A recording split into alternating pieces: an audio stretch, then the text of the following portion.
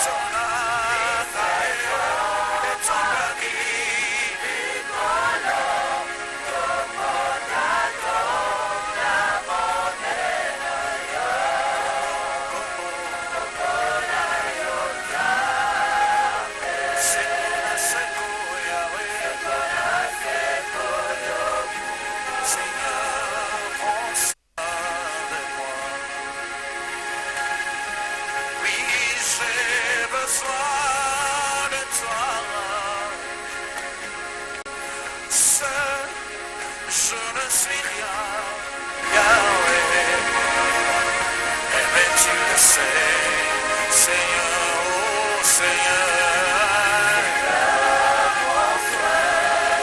prends soin de moi, Jésus, prends soin de moi, Seigneur, je ne suis rien, tu le sais.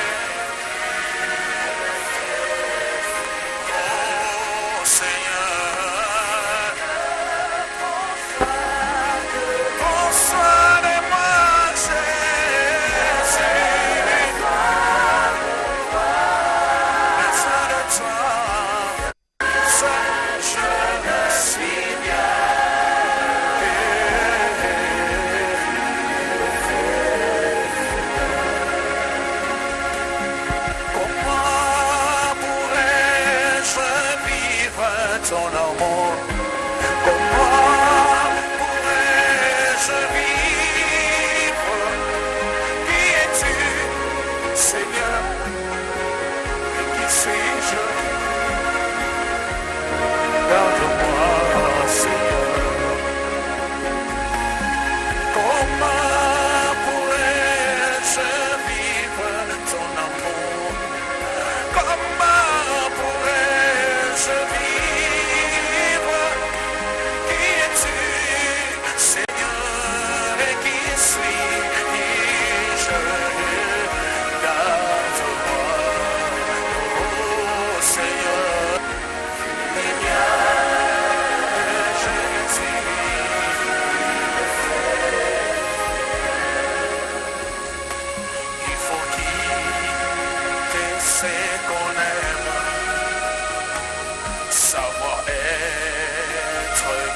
juger, endurer l'injure même, et du monde très méprisé jusqu'au bout, jusqu'au bout.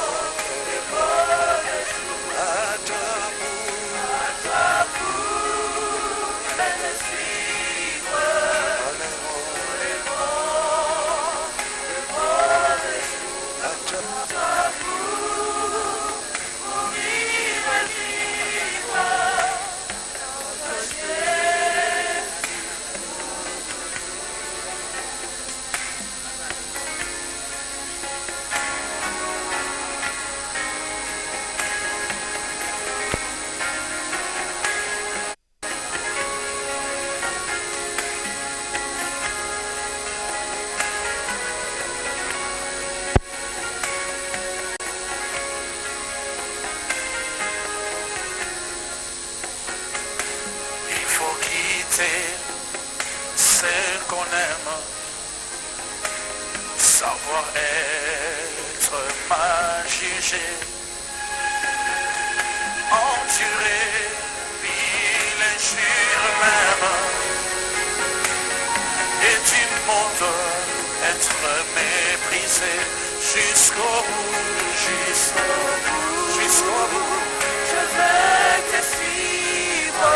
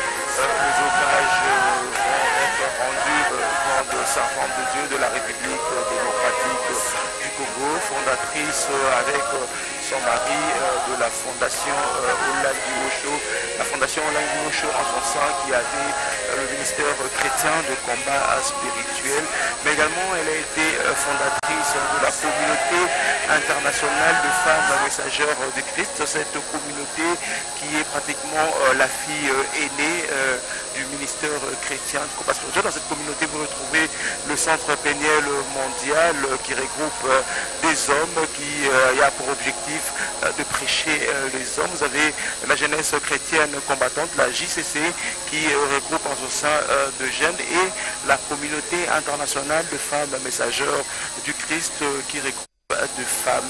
Le programme ici, à partir donc de cet après-midi, il y aura des hommages populaires chrétiens, des hommes de bonne volonté, toutes ces personnes qui ont été admirateurs du couple Olangi, des mamans Olangi, vont devoir passer, s'ils les souhaitent, ici à la 17e rue, déposer la gerbe de fleurs aujourd'hui et demain. Demain, il y aura une grande nuit de célébration des 23h à 6h du matin. Tous les artistes présents, les artistes chrétiens bien sûr, présents à Kinshasa, auront toute une nuit pour célébrer la gloire de Dieu pour cette grande dame, d'église de la République démocratique du Congo. Et samedi matin, il y aura des hommages officiels. La République démocratique du Congo officiellement rendra un dernier hommage à Elisabeth Olangi Osho Onyumbe. Donc retenez la radio-télévision nationale congolaise qui va vous retransmettre des obsèques officielles. Marthe Mangaza, on a vu dès l'arrivée de la dépouille mortelle de Maman Olangi, que tous les Kinois appelaient affectueusement Maman Olangi. On a vu le cœur d'honneur de la police, les hommages rendus par la police nationale congolaise sur ordre du président de la République, une servante de Dieu aucune n'a été pleuré jamais dans ces conditions-là. Oui, c'est comme vous venez de le dire, le chef de l'État souhaitait que les hommages dignes lui soient rendus. Cette grande servante de Dieu, Marie-Elisabeth Olangi Osho, c'est comme nous le disions tout à l'heure, c'est une femme qui a beaucoup aimé la parole de Dieu depuis le bas âge. Elle qui était élevée au couvent par son oncle. C'est à partir de là qu'elle a eu le goût. À partir de là, elle a aimé le goût de Jésus-Christ. Elle a compris qui est Jésus dans sa vie. Mais les liens familiaux ne l'ont pas laissé. C'est comme nous le disions tout à l'heure, en écoutant la parole de Dieu qui lui était annoncée dans l'église Nzambe Malamu à l'époque, nous sommes là à Lubumbashi. Maman Olangi avait la ferme conviction qu'elle allait trouver la solution à ses problèmes. Mais elle a fini par constater que parmi les responsables spirituels de l'église, ainsi que les fidèles eux-mêmes, il y avait encore beaucoup de problèmes plus graves que ce qu'il y avait dans son foyer. Voilà. Pour cela que, en faisant cela, elle a accepté quand même Jésus-Christ, elle a accepté Jésus-Christ dans sa vie comme Seigneur et Sauveur. Il a pensé que ça, il trouverait la solution à son foyer. Mais cette parole de Dieu qu'il prêchait et qui était réelle ne s'accomplissait pas malheureusement dans leur propre vie. Alors, elle a vu que les femmes qui étaient dans l'église, ces femmes-là étaient toujours marginalisées et incapables de se défendre. Les maris se faisaient toujours passer pour des tyrans. Une femme ne doit rien faire, une femme doit rester dans la cuisine, et bien que le mari qui doit rester au salon, manger au salon, avec ses frères, avec ses soeurs, avec ses cousins et tout ça. Mais la femme, c'est à la cuisine et tout ça, incapable de se défendre. La belle famille peut maltraiter la femme comme elle veut. Cette femme-là n'a pas un mot à dire. Elle doit se taire parce que la femme doit fermer la bouche. Tout cela a provoqué une inquiétude dans notre chère maman. Alors, dans l'entretemps, c'est pourquoi ce problème aussi dans son foyer subsistait. Et devant une telle situation,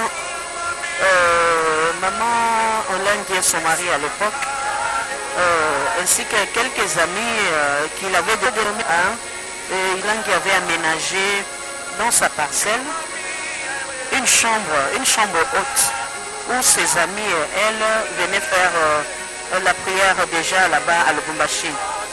Ce fut tout le premier groupe de prières charismatiques laïques à Lubumbashi où les intellectuels même ont accepté Jésus-Christ comme Seigneur et Sauveur. Et des pasteurs venaient prêcher, tout ça. Mais elle n'avait pas toujours trouvé gain de cause. Cette dame était toujours en quête de la paix qui tardait vraiment à revenir dans son foyer. Elle ne s'est pas lassée, comme elle s'appelait Tsunamite. Elle n'avait jamais retenu. Elle a continué à chercher Dieu dans toutes les manières, dans toutes ses formes. Voilà, Jessica Vassele. Nous avons reçu avec nous les serviteurs de Dieu, Neema Sikatenda. Neema Sikatenda, c'est un grand serviteur de Dieu ici à Kinshasa. Il a aussi une grande église. Il ne pouvait pas rater cette occasion. Il est venu aussi en sa manière rendre un dernier hommage à la servante de Dieu, maman Elisabeth Olengi-Osho, qu'ils ont connue comme maman. Eux, ce sont des enfants qui sont venus. Il est parmi les enfants que maman a encadré, Jessica Vassele. Révérend, mes respects. Alors, pasteur Neema Sikatenda, on vous retrouve là, le 17e rue, pour le dernier hommage à Maman Olengi. Qu'est-ce que vous retenez de Maman Olengi? En fait, premièrement, c'est une mère pour moi. En 2005, lors de la mort de mon père, l'apôtre Sikatenda Iyad, que tout le monde connaît, après les obsèques, c'est pour la première fois que Maman Olengi m'a invité